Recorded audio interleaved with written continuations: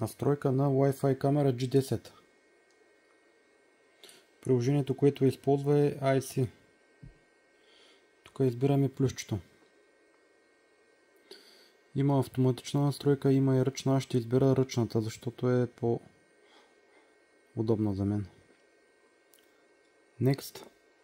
На следващата стъпка, тук пак избираме Next.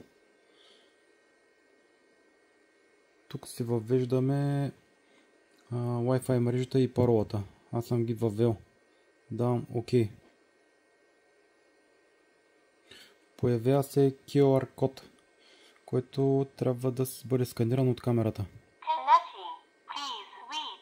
Сканирането става много бързо.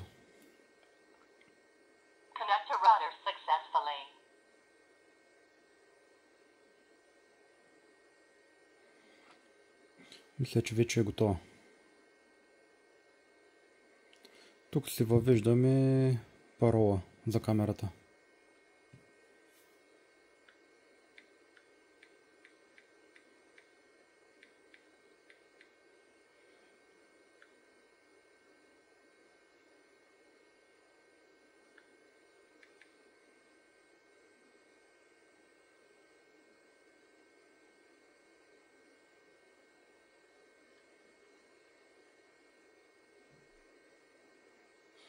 Паролата трябва да е от минимум 8 букви и символи, комбинирани. 2 главни букви трябва да има, малки букви, цифри и 2 символа.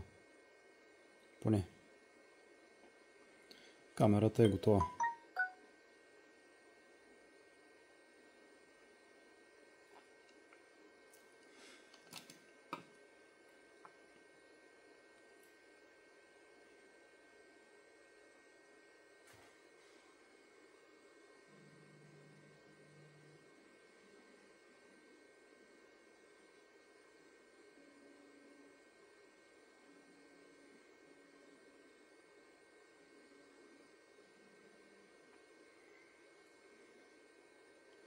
Това е. Може да я поставим и карта памет, за да записва.